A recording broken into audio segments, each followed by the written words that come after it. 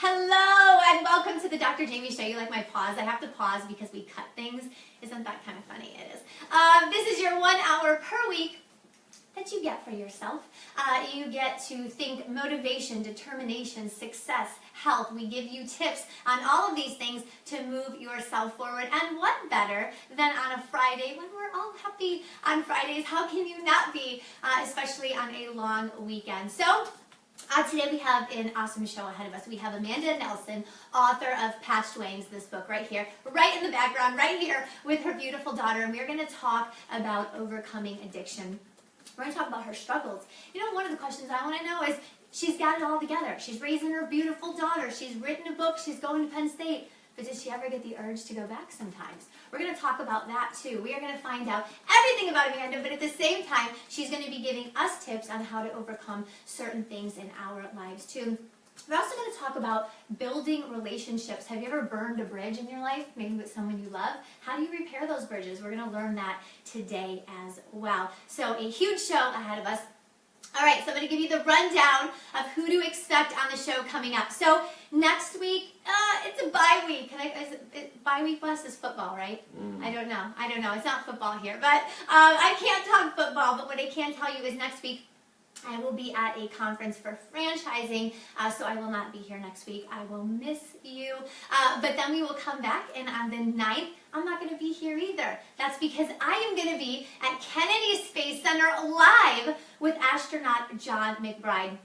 Huge deal, amazing show. We have so many questions. So many people have chimed in the most amazing questions that I wouldn't even have thought of. If you have a question you want me to ask, go ahead and message me BidChat. You can message me directly on BidChat. Facebook, you can personally message me. You can even type in your questions for John McBride, astronaut, for the 6-9 show in the chat section during this particular show if you want to. And I will make sure it gets asked live on the air on 6-9. We have a slew of questions, and I'm putting them in the order that I receive them. Okay, so then on 6/16, we are having Abigail on the show. She is a registered dietitian, a nutritionist, and we are going to learn about getting summer healthy, what foods to eat in the summer, what not to eat in the summer, and if there's a possible way to fake a 6-pack or possibly even an 8-pack and look great in our bathing suits. So Abigail, if you're watching, there's pressure on you to figure that out. On 6/23, we're having Bridget Bello on the show. She is the president and publisher of American City Business Journals. And then on the 30th, I am super looking forward to this segment. We have a woman named Jennifer that's going to be coming on the show. She is in real estate. She's a specialist in investment properties, in residential sales, and flipping homes. And we are going to do a segment specifically on first-time buyers and flipping homes. We want to know how it really goes down when you flip houses because, thank you HGTV, I think of myself in this dress with these heels and I walk into a house with a hammer and I hit the wall one time and then I can sell it for $100,000 more than I bought it yesterday. So I'm thinking that's a myth and that's not how it goes. So we're going to find out from Jennifer exactly what it takes to flip homes and how you can get into flipping homes if that's something that you're interested in. That's on 6:30. And then I'm gone for a short period of time. Work-Life Balance, that's my book. Did you get a copy of it? The Superwoman's Guide to Super Fulfillment. So after you get a copy of Patched Wangs, you got to go ahead and grab a copy of The Superwoman's Guide to Super Fulfillment. I educate you on work-life balance, and so if I educate it, to not be a hypocrite, right, I have to live it as well. So I'm taking July off. I'm going to hang out with my family. We're going to have some fun here. And then I will resume in August with the Dr. Jaime Show. So that's the rundown for the next 2 months. I can't believe we're almost in June. That's insane. So a couple things that I'm going to have you do before we bring out Amanda Nelson. I know you can't wait. You don't want to hear this anymore. You want to hear her. I know. But do me a couple favors. Go to youtube.com. Type in the name Jaime Kulaga, K-U-L-A-G-A, and go ahead and click that subscribe button. It is not easy to get YouTube followers, so I depend on you for that. So if you could go there and subscribe to my channel right now, that would be awesome. Also, you can go to Dr. Jamie's Superwoman Workshops and Coaching on Facebook and go ahead and like that page. So, a couple things. The referral fee. So many of you have been asking about that. I want to go ahead and continue stressing it. Many of you know I'm the area developer for Two Maids and a Mop in Tampa, and I develop North Carolina, Florida, and parts of DC, the DC area. So, we are offering a $5,000 referral fee. There are no catches. I'm not like that. If you or someone you know purchases a franchise in one of those qualified territories. So just think about that $5,000 in your pocket. You help me, I help you. That's the way it goes. Okay, moving on. So For Teens by Teens, the ebook. What I'm looking for, and Alexis, I'm going to be looking at you for this because she may be the perfect girl to write this. So I am looking, I'm creating an ebook for teen girls by teen girls. You have to be between the ages of 13 and 19. And you're going to write a submission under 1,000 words, 400 to 1,000 words, about a certain area of life. It could be bullying, it could be dealing with a parent, it could be social media, and we're going to take 100 of these best submissions and we're going to publish these girls. Don't worry, parents, it's only going to be first name and location. I mean, not location. Take that back! I was looking at my husband. It is, right, their name, their social security number is going to be in there. No, it's just their name and age, no location. And we're going to go ahead and we're going to sell this book on Amazon for 99 cents so that all teen girls can kind of go in and look. Yes? It's so funny. He's got his phone going in the background. They can go in and be mentored by other younger girls. So a girl that's 13 could be reading this and see what the 16-year-old is doing with a first-time boyfriend. Okay, how does she get through that? So it really puts these girls in a leadership role, in a mentorship role. Okay, so if you want more information, go to drjamiek.com and you can find out all the information about how your teen or someone you know could be part of this ebook. Mommy Mastermind, same thing, you can email me, doctor@drjamiek.com, or go to drjamiek.com, click on the Mommy Mastermind tab, and you can find out all the information for the 2018 Mommy Mastermind. And now I'm going to read from Amanda's book. I know I flew through all that, but we have 3 pages of questions to get to with Amanda today. So I'm going to read a couple passages from her book that I think are pretty powerful. So you know the drill. Get out your pen, get out your paper. I want you to write some of this stuff down. Okay, so one of the, and I don't know the page on here, but something that I actually ended up using this week that Amanda said with a client was talk about humbling yourself. And she wrote in her book, humble yourself before the world humbles you. I think that's so important. So if you're on your high horse, there's a huge difference between being confident as a person and not being humble and totally crazy bragging about what you're doing. You've got to know the fine line and the difference between the two. So you can speak up, you can be confident, but at the same time you need to be a very humbled person. Recognize that you're not really better than anyone. You might have more money, but that doesn't mean you're better than other people. And that's important for you to take a step back and recognize and realize, because once you do that, you'll earn more respect from people. Probably grow yourself even more. So humble yourself before the world humbles you. Okay, and then I want to read a couple pages. So I'm going to start with page 25.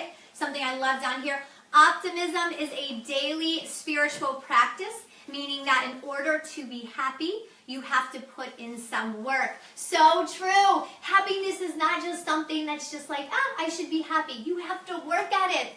You might have to pray and exercise and eat right and make good choices and do things you don't want to do sometimes and live within your morals and values. So it's very important that you recognize if you want to be happy, if you're not happy right now, it's a full-time job. So make sure that you recognize happiness is a job. I love that part of her book. Okay, so page 28. Okay, 2 things on this page. She says, nurture that noggin. So it's important to be very cautious of your self-talk. And we're going to talk with Amanda about self-talk and some of her lines of thinking along her journey.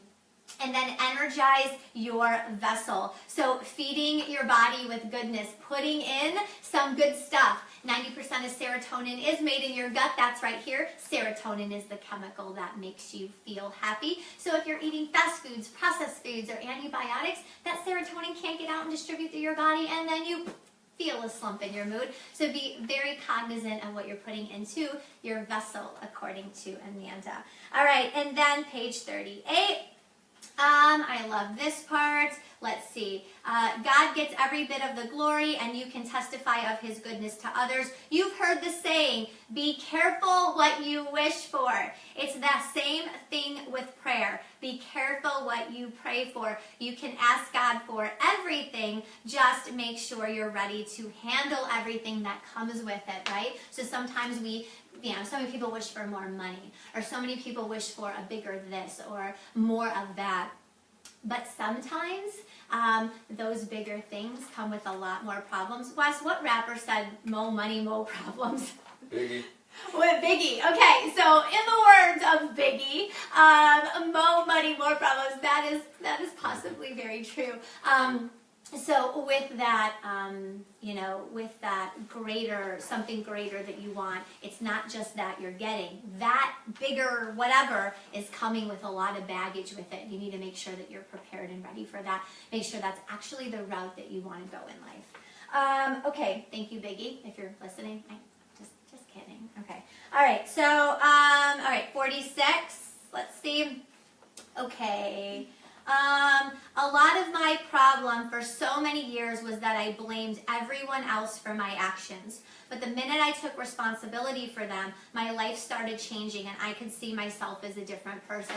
Oh my goodness, we've talked about this before, playing the victim role. Oh, everyone's hurting me. Oh, it's, everyone else is doing it to me. I cannot get a break. No, you don't understand. This person did this. This person did that. I can't get a break. You are playing the victim role. Here's the danger in that. Even if you want to convince me, even if you want to say you don't understand, Jamie, truly this is happening to me, I will believe you. But here's the thing. You want to take responsibility for that. You want to take ownership and control for that. Why? Because you get the control then. When you are the victim, everyone else has the control over you. You're never going to get better. You're never going to heal. But the minute you take ownership for anything that's going on, even if it hurts to take the ownership for it, now the control and the ball is in your court, and you can change the course of your life. So it starts out like a little hurtful and like, I can't believe I'm taking responsibility for this, but then it gets better because you have the power then to change your life. Okay, so, and Amanda, I have to say, and when I bring power, when I was reading the start of her book, I felt that. I felt like, man, she's blaming everyone. And then then I started seeing she's taken a little more responsibility, and then I saw you say that, and I was like, oh, that's what changed her life. That's it right there. So I caught on to that. And then, okay, 71. I'm going to read page 71 to you. Instead of focusing on what I didn't have, I started thinking about the things I did have. I have a roof over my head, clothes to wear, food to eat, a daughter that loves me and depends on me. And suddenly the pain of my car being taken away didn't seem to hurt so bad. Just because I didn't have a car didn't mean my life had to stop. It just meant that I was going to have to try harder to make this work. I love that. So be grateful for everything you have. No, you don't have the biggest house. No, you don't have the best car. No, you don't have the best family all the time. No, you don't have the best of everything. No, you're not the prettiest. No, you're not the most handsome. But guess what? That's okay, because you still have a bunch of stuff to be grateful and thankful for. Even if you have the best of the best, you still wouldn't have the best of the best. There's always something better out there. So really putting things in perspective, I think, is the key there, and being grateful for what you do have. It instantly turns your whole life joyful because you're just happy with what you have. I love that. Okay, and then I want to challenge you. Amanda's actually challenging you. On page 58, and I want you to write this down. Here is your challenge. Okay, get her done. For 30 days straight, spend at least 30 minutes by yourself. Turn the TV off, turn the phone off, tune the world out. Think about some of the things you would do if money wasn't an issue. Think about some amazing memories. Write them down. The more you do this, the more you will learn about yourself. And the more you learn about yourself, the more you learn to love and value yourself. So that is Amanda's challenge to you. I'm going to bring her out, but I'm going to say a prayer first that Amanda wrote in the very front of her book. And I'm going to say it's page 11. Yep, okay. So we're going to say a prayer, and then we're going to go ahead and bring Amanda out. My prayer for you. Dear Lord, I thank you so much for leading your son, daughter to read this book. Thank you for giving them another chance at life. Thank you for breaking their chains. I'm asking you to give them the strength and the courage to overcome this addiction, Father. I'm claiming from this day forward that their life will be filled with joy and happiness no matter what circumstances they face. Please open their minds and their hearts to receive the message and lessons they are about to read. In Jesus' most holy name, amen, amen, amen. Amanda Nelson, who they are here to see, what they want to see. I'm throwing stuff. I'm so excited. Come on out. Yay, you're here. Thank you so much. Yeah, you're so welcome. Take a seat, relax. Yeah. So I just read on Facebook that I'm like your first interview since you wrote this book. You are. I'm Yes. so excited. Yeah, I'm excited now. Okay, and so when you go on Oprah, I want you to make sure, or Ellen, that you say, this is a great show, Ellen, but Dr. Jamie's was my first. She got me first. I'm just Gotta give her credit. saying, Ellen. Don't be jealous now. Right? Okay, all right, awesome. So you have had an awesome journey that we get to talk about today, right? Yeah. Okay. So the first thing that all the guests have to do is tell the viewers something unique or interesting about you that no one or very few people know. I'm pretty much an open book, but when I go to the Wally World or to the grocery store, I always try the grapes. I eat the grapes before I buy them to make sure. I love it. To make sure they're firm because I don't like mushy grapes. Oh, my husband is high-fiving you because he does that. We're at Publix. And I see him digging through the grapes, popping them, and you're like, Yes. I'm like, oh my God, I'm not with him. Oh my God, I'm not with him. Alexis does the same thing. She's like, stop. Alexis, we need to go grocery shopping together. Yeah. Oh my God, it's awful. He's eating, and at first I'm thinking like they're diseased because they're not washed. And then he's like eating them. I don't know. She's like, you're stealing. I'm like, no, know. I'm just testing to make sure they're good. And that's the exact word that Wes uses. No, I'm just testing it. We're not testing it. This is not a science lab. This is Publix. Okay. Thank you. Yes. Now I know to never go grocery shopping with her. Maybe me and Wes need to go together. Yes, Me and Alexis yes, need to go. we're doing it. She's nodding. Yes, that's what we're going to do. Okay. So before we get into you telling us a little bit about you, I always turn to a quote that I read on the board, and I know the color is not good today, guys, on Facebook and Big Chat. Sorry. So I'm going to read it to you, as I always do anyway. I want you to tell me if you agree with it or you disagree with it and why. Okay?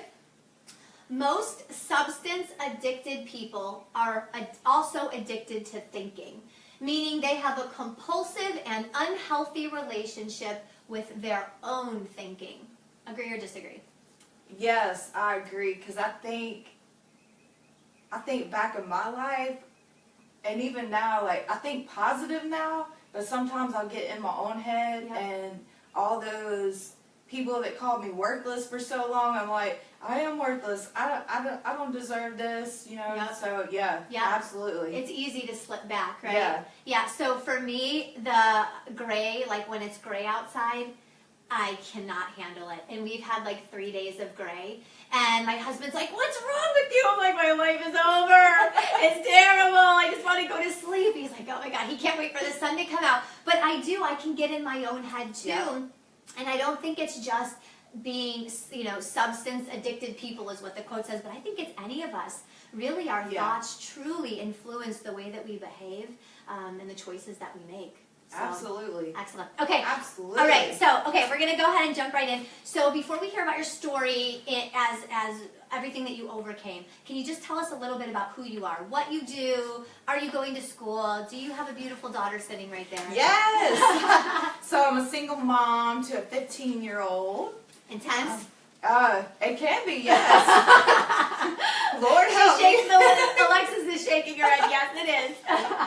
Yes, I think that's normal though. Yes, yes. I remember, like, now I'm thinking of how my mom acted or did things, and I'm like, Dang, I see now. But yeah, so we have a pit bull. That's Okay. my little baby. She's my other little baby, and we have a cat named Oh, Howard. nice. And I am a server. Okay. I am building my coaching business Nice. from the ground up. We know how it is to step in and start fresh and brand new. Yeah, Okay. it's a lot, but we're doing it. I am also a freshman at Penn State. Woo-hoo! Yeah. Nice. Look at that. That's amazing. Yeah, Okay. I'm an author. Yes. Yes. Say it again, girl. Yes, I'm an author. I love it. Excellent. Okay, good. All right, and now we want to hear about your journey. So tell us. Ooh, okay. 3 things you never get on the Dr. Jaime Show: calculus, technology, and politics. Okay, very good. Okay, all right. So tell us a little bit about your journey. Everything from the start to the finish. Woo-wee. You got like Yep. 2 weeks. Yeah. So, let's see. I grew up in Mississippi. Okay. My parents divorced at a young age, and I didn't know that it played such a toll on me. Okay. So, I was searching for love, but I didn't know that till after I got sober. Mm-hmm. Looking back, so I started drinking when I was 16. I got asked to prom by a junior, and I was a sophomore. I was like, yeah. And we went to the pre-dinner or whatever, and everybody's having a drink, and I didn't, it smelled gross. Mhm. I didn't even really want to drink it, but I did, and that This was feeling. your first time? Yes, it was Jack and Coke. It was so disgusting. Ugh. But the feeling that it gave me, it was like, I love you, girl. Uh-huh. And I was like, I've been searching for you. I love you back. Mhm. And just downhill. I got arrested twice my senior year. I got banned from Walmart for a whole year. I couldn't show my face in there. Wow. And in a small town, Oh, Walmart no. is everything. You go to Walmart for The everything. grapes! You get to test the grapes Yeah. at Walmart I that was ripped apart out of nowhere. I was heartbroken, you know. Yeah, so, and then all my college, my graduation money went to get paid to all my fines. And my parents didn't know about that for quite a number of years. They didn't have to because I was 18. And I was like, okay. So then I moved to Florida to try to get away. Okay. But, So after all that happened, you decided, I can't stay here anymore. yep, Okay, so you're going down to Florida. yep. Okay? And then I'm still hanging out with the same. I moved to Florida 3 times. This is my 3rd time Okay. now. It's the 3rd time a charm? Are yes, you saying? Yes, I'm staying. Okay, on camera, she is saying she ain't going Yes, nowhere. I'm Okay. not going back. No. So I moved. I was still hanging out with the same kind of people. So at a frat party Okay. up in Tallahassee, I was going to go to Florida State. That's my dream school, and it has been for so long. Oh. And I ended up getting pregnant. I got blessed with my beautiful little girl over there. So I ended And up how old were you at this point? 19. Okay. Just a Okay. baby. Okay. But in my thinking, I was like, at least I made it out of high school. Yeah. You know? Team high five. Yeah. I'm like, at least I made it. So I got married at a very young age, and he was super controlling, kind of isolated me from my parents, Okay. isolated me from the world. And I got the guts to leave him when she was about 5 or 6 months old. And I headed back to Mississippi because I didn't know where else to go. I want to talk about that for a second. You said in your book, and people do say this, and I'm sure I've even been guilty of it, before I did counseling and coaching, is just leave. He's controlling, he's overbearing, just leave. Why didn't? It's and not then you that say in your easy. book it's not that easy. Can you explain that to us? It's like, because I wanted love so bad. Okay. I wanted love so bad. I was willing to put myself through that. It's almost like I didn't know what real love was. And then any little thing triggered. I'm talking about I could do this, and he would go to flying off at the mouth, cussing me up and down, and just, I was scared. Do you lose confidence? Yes, Okay. absolutely. Especially when you get isolated. you don't have anybody to boost your confidence. Yep. So it just keeps getting destroyed and destroyed and destroyed. And then... And I see too, women that go through this is like, then they've already cut bridges and ties with people, so now they have no confidence, they feel like they have nowhere to turn. Yeah. So that's slowly how you lose control over a situation. Yeah. Okay, so how did you get the bravery then to leave? Something just came over me one day and I was like, I just got to do it. Mm-hmm. That's like, I'm looking back now, connecting the dots. Mm-hmm. And it's like those most tragic moments, Mm-hmm. I felt like this much, a little spark in me that's like, just come on, you can do this. Okay. It was like this big. Mm-hmm. But it's enough fire. Yeah. Okay. And so I did. He was at work one day and I just loaded the car up and drove to Mississippi. Nice. So back to Mississippi you went. Yep. And then what happened? Because I left, he decided that he wasn't going to be a part of her life. So that was the consequence. Mm-hmm. And he was like, choose me or I'm disowning all y'all. Okay. And so now I only wanted love. Yep. Now my husband doesn't love me. And that's cool, I can handle that. But now he doesn't love the child that we That's created. very good. Yeah. Whew, Okay. that was hard. Okay. I took it hard. Okay. And just hit the bottle. Okay. So much. Okay. The bottle was an all-night thing, so then whenever I had to go to work, Yep. I had to get stuff to keep me awake because I stayed up all night drinking. Okay. Get 2 hours of sleep here or there, like, it takes a toll on you. Okay. So you start finding pain pills and all this stuff, and one thing led to another, you know? Okay. So then I stayed in Mississippi for a few years, and then I moved back to Florida. Okay, time 2, right? Is this 2? Two. Okay. 2. I moved back to this area Okay. for a dude. I was chasing love again, Okay. and it didn't work. Okay. But I did stay here for a couple years after that relationship ended. And fear crept in. I was young, I had a good job, I was making good money. And How old was your daughter at this time? let's see, she was about 3 or 4. Okay. I'm down here by myself, you know, so it was hard raising a little one, trying to work. It was hard, and I was still drinking, still searching for something, Mm-hmm. and I think I stayed down here 3 or 4 years total. Okay. Back to Mississippi All I right, now we go. go! Because I got scared, like, my parents wanted me to leave, and I was wanting love so bad, I was sacrificing my own happiness to make everybody else happy.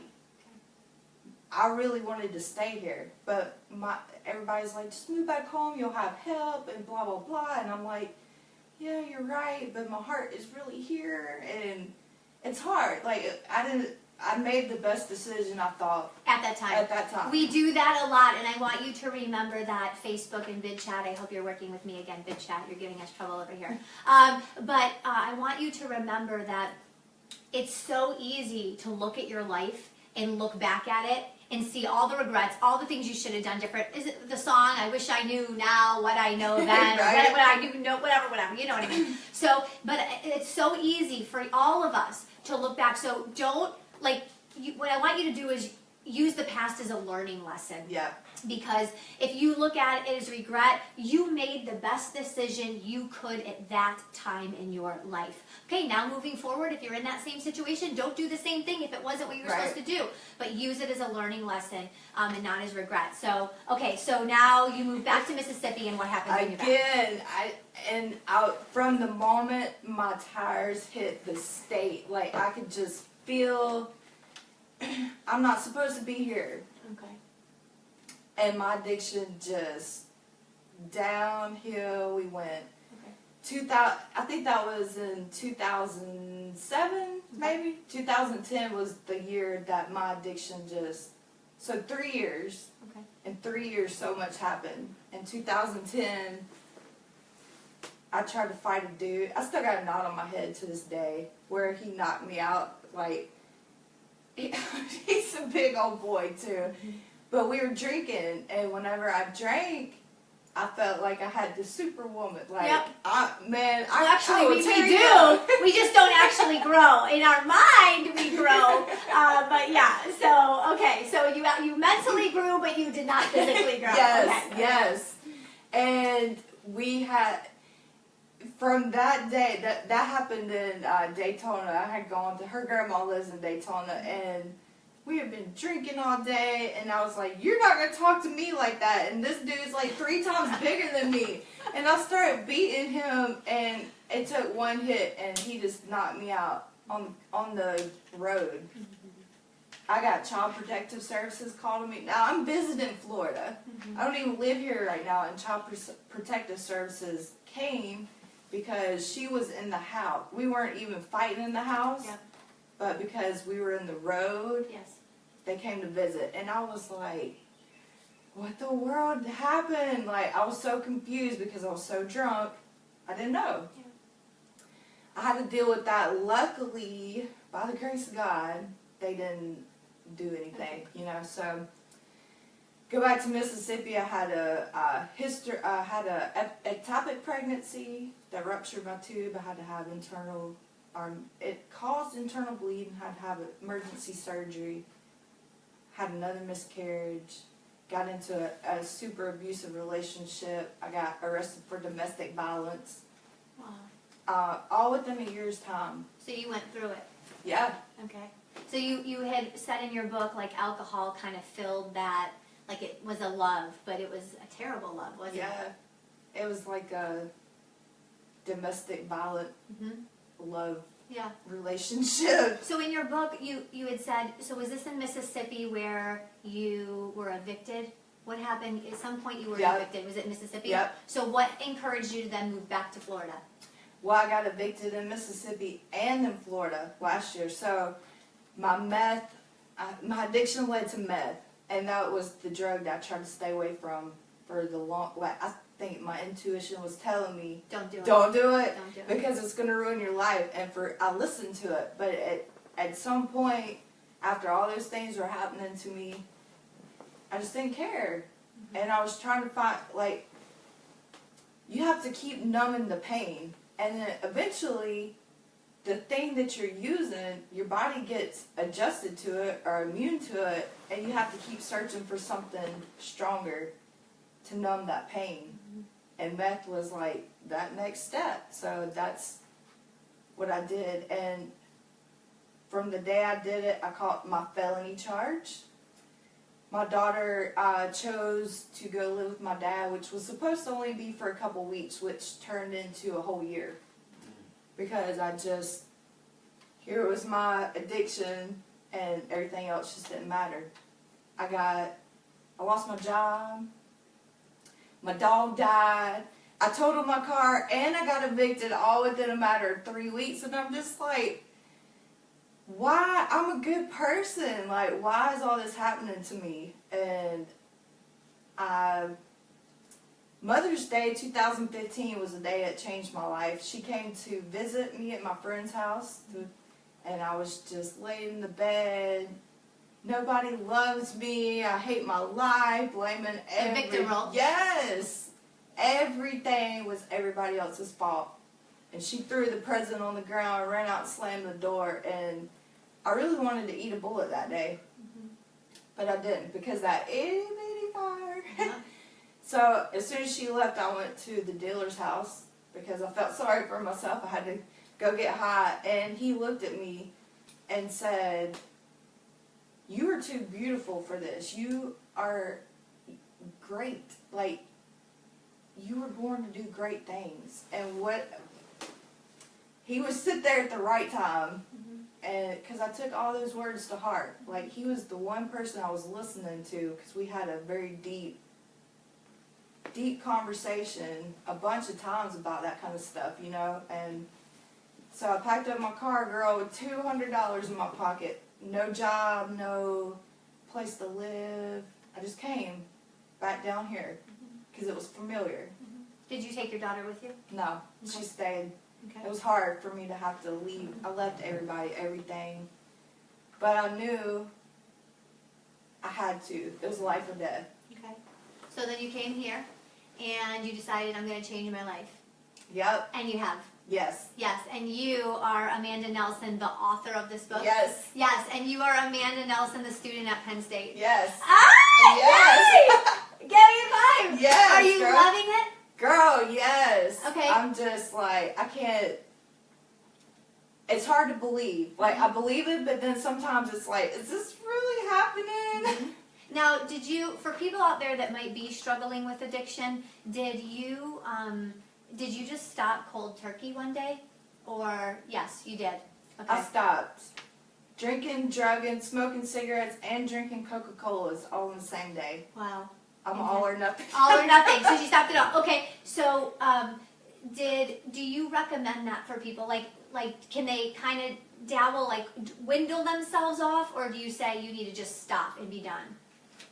I personally think when you're done, you need to be done. Okay. There are some people that wean themselves off. I'm not one of those people. I'm like, if I'm going to do it, I need to do it. Okay. Because it's just prolonging the process to me. Okay. Do you ever at this point, so you've got this awesome book out, you've got this beautiful daughter that's healthy and doing great, you're going to Penn State, but is there ever that little something in you that wants a little drink or wants to go back? Does that ever pop up anymore? No. Yes! Yes! I'm like, yes, thank you, Lord. No. Okay. I've never had, I've tried to get sober before, Mm-hmm. but it didn't work. I did have cravings then, but this time I didn't. Why? I think it's because I filled that space. I think I had a space. I think we all have a space, and it's like we've all experienced pain on some sort of level, and some of us choose to fill it with stuff that numbs us. And I heard something very profound by Brene Brown. She's a shame researcher. Okay. I saw her, she said, you can't just numb the bad stuff. When you numb the good and the bad. Oh, I love that. Yeah. That's excellent. Yeah. And I was like, wow, it totally makes sense, because you can't, your brain can't. Right. Yeah. Yeah. So I was numbing everything. But now that same space, I choose to fill it with good stuff. I eat good, I exercise, like, I put good stuff in my Well, and mind. you can feel the good stuff. Yeah. You can feel the good stuff that you already have in your life, like Yeah. your daughter and the roof over your head and the fact that you're doing amazing things. You can feel all that. Yes. And that's a pretty awesome feeling. Yes. Yay! Okay. All right. It's very good to feel again. Yes, Like- yes, I know. I love it. I love it. That's how I feel when I'm in the sun. I'm like, Yes. oh, you're back. Yes. Make me happy. Okay, all right, very good. So, so I want to make sure that we get to everything here. So let me see. I want to make sure that I can kind of skip through some of these. Okay, hold on. Don't worry. I'm trying to get the good questions here because I'm looking at the time here. Okay. Okay. So what we were just talking about. I want to talk about. You said filling the void, and we're trying to find love, and the numbing, and all this. Okay. In your book, you say something, and I was looking to directly quote this, and here's from her book. I've since learned that when something is removed from you, it had to be replaced with something else. What does this mean? It's just like okay, so whenever I went to AA before, Yeah. I went through a treatment center. My parents did an intervention on me. Okay. And when I left there, like, they helped me get rid of the drugs and alcohol for the 2 months. Mm-hmm. But what they didn't do was help. They didn't tell me it was a daily work. Mm-hmm. If they did it, it didn't register. Mm-hmm. They didn't send me home with, I got papers. Like, I'm not going to go home and read the papers. Yeah, we don't read the fine print, just so you know. Like, I'm None of not us doing do. it. I got a whole little stack of papers, and I'm like, okay, what do I do with this? So nobody told me that it was going to be a daily thing. Like, I put the exercise in, and that's a huge, huge component to staying sober, I believe.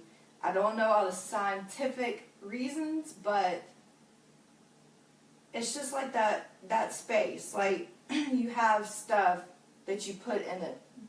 And if you take it out, it's going to sit there, and it's got to be filled with something. So what you put in it is what matters. You know, Yeah. I don't know, Chris Dennert, if you're watching right now, you were on the Dr. Jamie show very early on. He came on and did a segment on men and work-life balance, and in that show, he had said something about when you detach yourself from something, it's very important that you reattach. You are very cognizant of what you're reattaching yourself to.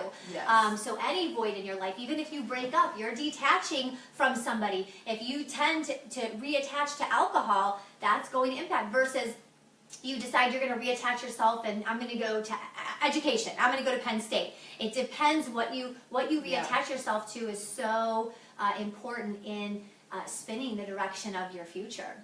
Yes, So- absolutely. And I got involved in a very positive community that stretches me, but it is just what I need to fill that space, because now I know what love is. Like, it's just, had I known that years ago, like, nobody ever told me that I had to work at it daily, you know? Yes. Mind, body, and soul.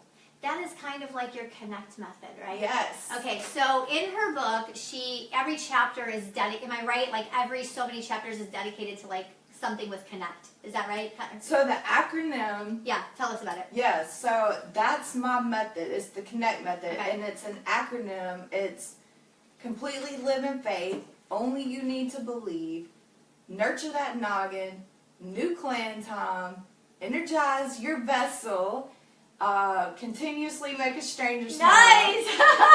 and throw out help. And that's how I got sober. So each one of those letters is part of the method. Mhm. How do you stay positive using that method? Tell us a little bit about what you do specifically.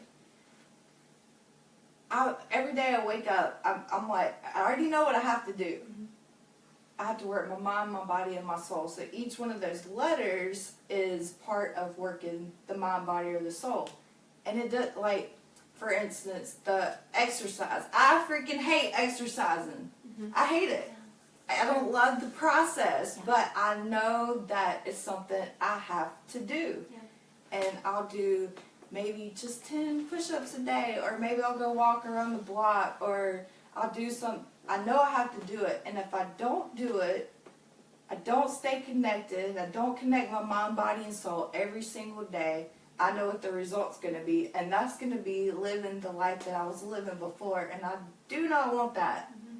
When we first met, you had said something about how you went into AA but it was missing something. Yeah. Like it was just, you were sitting there and you were talking, and so that now you realize it's more than just going in and talking to a group of people. It's mind, body, and soul. Those, Yeah. you have to work all three of those things. Yes. Is that right? Yes. Okay. I believe that wholeheartedly. What was the biggest component from AA that was missing for you?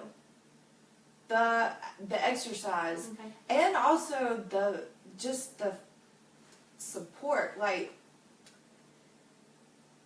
they negatively label you. AA is an amazing program. I'm not knocking it. It does work for a ton of people, and that's amazing. However, for me, whenever I sat in 2 meetings my whole life, Okay. because I couldn't get past saying I'm Amanda and I'm an alcoholic. Okay. And even though I didn't realize that the labels are what impact it had until now, like looking back now, I knew deep down, I was like, I'm not saying that. I'm just not saying that. And then the fitness aspect, we had a Zumba lady that was supposed to come, and she came one time the whole time I was there, but that was like an outlet for me.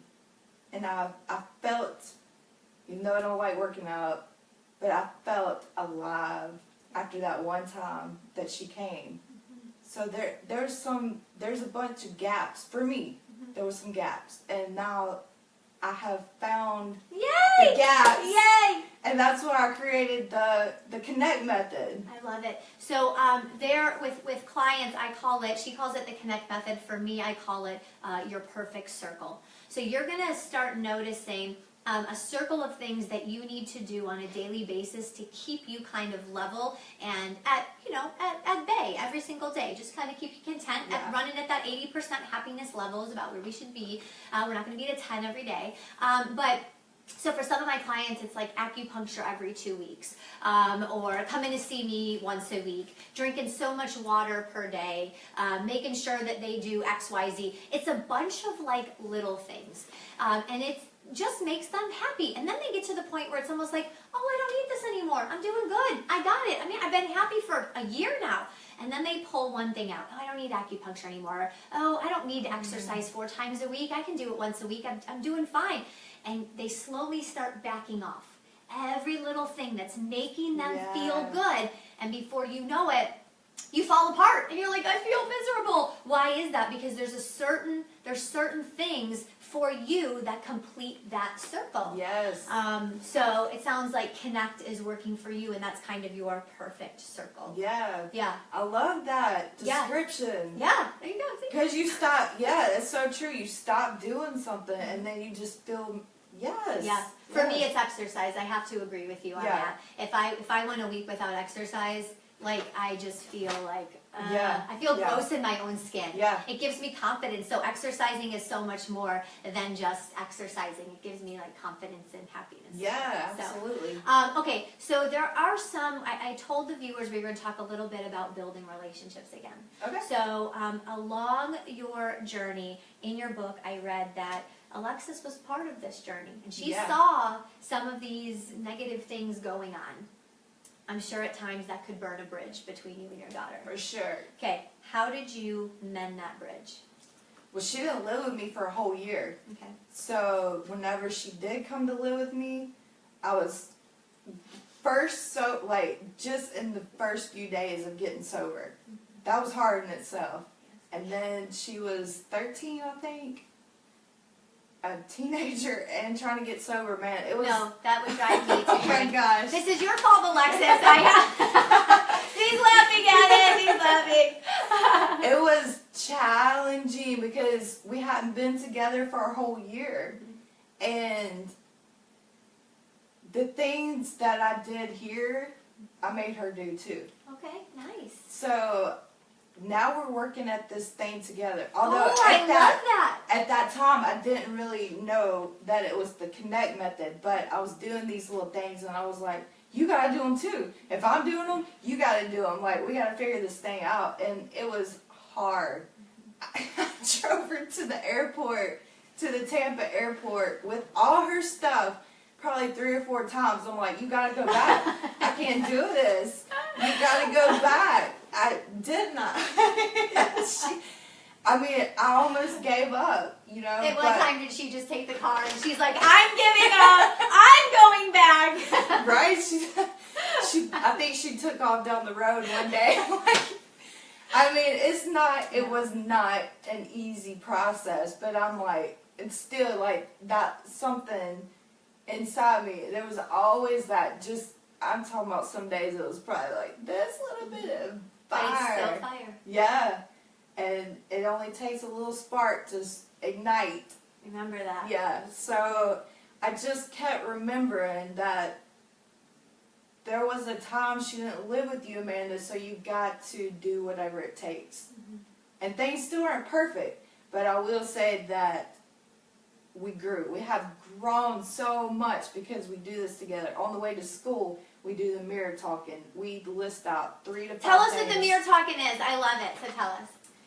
So I got tired of people telling me I was worthless, so I just started looking myself in the mirror. And even though I didn't believe it, I was like, I'm beautiful. I'm amazing. I deserve to be happy. And the first few times I said it, like, I just fell to the ground and started crying. Mm-hmm. Because I didn't really believe it. Mm-hmm. But I just kept at it, and I kept at it, and I kept at it, and now we do it. She has to do it on the way to school. And if she doesn't do it in Mississippi, she's going to be in trouble.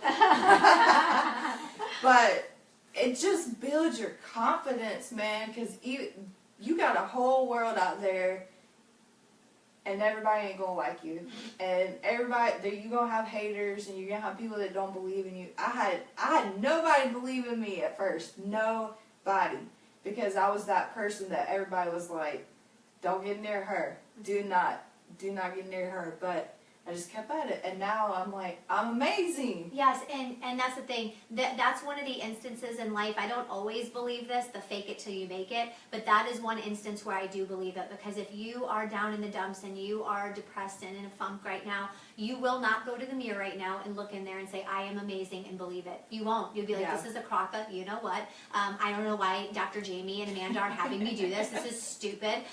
But just like it took a lot of saying a bunch of negative stuff to get you in the funk right now, if you keep saying a lot of positive stuff, it's going to rewire you and get you into a positive state. Yes. So you get to the point where you do start believing it. Yes. So, okay, so that's the mirror talking, but going back, so what other things have you done to rebuild bridges? So if you can even give people tips out there, if they've really burned some bridges, is there anything else that they can do? So making people a part of your journey sounds like one. Is there anything else that they can do to like mend bridges? I have had to humble myself and say I'm sorry, and even though there have been some people that don't accept it, but I did it just so that I could be freed from that situation. I forgive myself. That was probably the hardest thing. I think that we are too hard on ourselves, you know, and I learned that what I did, there's nothing I can do about it now. It is what it is. I can own it, and I can use it. Use my pain for my gain. And you are. Yeah. And she absolutely is, and I think that that's important to remember. You have to forgive yourself and humble yourself to apologize to other people. Wes in the background, you know, even when I mess up a little bit here and there, it's hard for me to say sorry at times. I don't want to say sorry. It's not an easy thing. Especially women, we're always right, so why would we apologize? That's still the question. I don't know. I'm just kidding. All the guys are logging off right now. Come back. I'm just kidding. But I am telling you, it's hard for me to say sorry sometimes, and especially when you've done something that you feel is really hurt someone. Yeah. It's got to be so hard to humble yourself and say sorry, and if they don't forgive you, it's just about freeing yourself. Yes. Remember, all of you out there, forgiveness is not a feeling, it's an action. It's something that you do. So if you've done something terribly wrong, you just have to forgive yourself and move on. You can't move on and do the same thing again. That's not right. But you forgive yourself. Say, I'm not going to do this again. I'm going to live a different way. And sometimes forgiveness is like time for people. Like you could say sorry to me and I don't forgive you, but then I see year after year that you're improving and you're doing better, which is probably what your daughter goes through. Yeah. Right? Saying sorry to her was probably the hardest person because I hurt her the worst, you know, and even now, like, we'll get into a fight, I'm like, I'm sorry. I try, you know, it's just a constant action I try to make a part of my life these days. Because I've hurt a lot of bridges. I hurt a lot of people. And it's not okay that I just keep going on in life and just kind of brush it to the side. Like, for me, I just had to be like, I'm trying to do the best that I can. I'm sorry. So. And you're living it, though. That's the thing. You're actually showing it. And I do believe actions speak louder than words, especially in this case. Okay, so we have to know Patched Wangs with an A, not an I. Okay, so go to Amazon.com right now.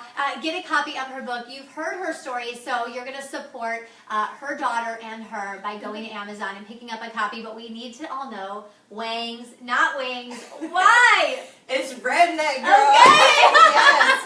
I'm from Mississippi. It could not have an I. Like, that is just not how we talk. Sales would have dropped. Yes. It had to happen. It had to. Okay. I had to go. So I've only been twice back to Mississippi since I lived here. And I've lived here for 2 years. So once a year, I've been back to Mississippi. And the first time was so hard because I was only a few months sober. And I spent 17 years in this drug and alcohol addiction. That's a long time. And I was only a couple months sober. I was like, I don't want to go back. Like, there's just too much. I know too many people. I know where to go to get this and this and that. Like, too much. But my parents really wanted me to come back for Christmas. So I did. I was super nervous. I felt like I was going to throw up. But I had to go back and face my fear. And whenever I was laying in the bed at my dad's house, God just spoke to me, and I was trying to think of a name. I didn't know exactly what I was going to do, but I knew I had to have a name. So no matter how broken, no matter how bruised, no matter how beat up life has done to you, you can always slap a Band-Aid on and patch them wings and fly again. And that's what God spoke to me, and I was like, that's it, patch wings. Patch wings, there we go. I don't know what you about to do, patch wings, but here we go. And everybody's like, what? So yeah, I got little Band-Aids on my wings, on my logo, and I love patch it. wings. I love that. I love that. That would be like a great business card idea, like have a Band-Aid on the back of your business. Yeah. I love that. Okay, so you bring up God. I know we're almost at time, but there's so many questions that I wanted to ask you today. What role does faith play in your life? So maybe for people that don't believe or people that truly do believe. For you, though, what does faith do, if anything? Everything. I grew up in church. I didn't know what it was to have a relationship with God. And to me, God is everything. Everybody has their own explanation of God. And I'll go sit by the water sometimes, and that's my church. Just... Have you heard Saltwater Gospel? The song? No. Oh, okay. Oh, Jesus. Oh, So, yeah. Yes, everyone out there. Yes, it's Yeah. Saltwater Gospel by Eli Young. It's a great song. And, oh, Jesus, I love it. I want to play it right now, but then Facebook bans me and they shut me down because they can hear in the background. But that's a great song. Yeah, it is. It's the water that for me, too. I love that. Yeah, it's like... Whenever you get, so everybody's born with a purpose. This is what changed my life whenever my drug dealer told me that. Everybody's born for a purpose. And once you I stepped one toe into that little grace river, or I don't really even know how to explain it right, but one little toe, I was like, wow, this is amazing. And then now here I'm all in, and I'm at Penn State. At Penn State, Yes! I'm like, me? Oh, and you're an author. And I'm an That's author. right. That's right. That's right. Oh, that's awesome. Yeah, so God is everything to me. Like, trees, wind, like everything. Everything. I love it. I love it. And that shows your gratefulness, too. Yes. The wind, the trees, you're just like, you're there in the moment. In the I present turned moment. into one of those people I used to make fun of. Yes, we made fun of those people, and now we're them. Yes. But it's true. It's true. I mean, for those of you that don't believe out there, I would say just start being grateful for what's around you. That's all you have to do. Yes. And it's just such a great feeling to just be like so happy. Yes. I love it to feel it. And honestly, for me, one of the best things that I pulled from this interview that I will always remember is when you talked about numbing. You're not just numbing the pain, you numb the good stuff too. Yeah. So I want you all to remember that. I know we're coming up on time. Just a couple more things. Where can we follow you? Where can we find your book? Tell us everywhere that we can get to you. So my title is so unique. You can look me up on YouTube, on Facebook, on Amazon. I have a website, Patch Wings. That's all you got to type in, and you will find me everywhere. I love it. I have a YouTube channel. I do a little redneck workout series. I do motivational videos. Please subscribe. I would be appreciative. It's not easy getting YouTube followers, so you have to go to 2 YouTube channels and subscribe. So when they go to YouTube, are they typing in Amanda Nelson, or are they typing in Patch Wings? Just Patch Wings everywhere, and you'll find me. Excellent. Okay. Yeah. So everywhere on Google, type in Patch Wangs. This good-looking, amazing, smart, wonderful mother is going to pop up, and then you subscribe, you follow her. Please, please, please grab a copy of her book and support her and her daughter. Let's keep them on this great path. If you could leave the viewers with one last piece of advice in a sentence or two, what would you leave them today? I would say this changed my life. I had a lot of life-changing moments, but my mentor told me that you go through things so that you can show compassion to other people on a deeper level that go through the same thing. So even though your circumstances right now may not be the best, just know it's for a reason. You have a purpose to help somebody else through that same thing. I love that. I love that. That's so true. And I reflect even on my life, and I think about things I went through, and I'm like, why are you putting me through this? What the heck did I ever do to you? And at the same time, it came later in life when I was able to educate and help other people. And Amanda's on her journey right now. I'm so excited for you. Thank you for joining. Thank us you on the so Dr. much, Jamie Show. girl. Yay! Okay, grab a copy of The Patched Wangs, Amazon.com, The Patched Wangs. And then next week on the show, I'm not going to be here. I'm going to be at a conference, but we are holding out for an amazing show. On the 9th of June, yes, already June, we are having astronaut John McBride on the show. I'm going to read on my cheat sheet. He was the lead chase pilot for the maiden voyage of Columbia and the STS-41G pilot. So we have amazing segments coming up. Support Amanda. Amanda, thank you for being here. Thank you Happy so Friday. much. Happy Memorial Day. We love you.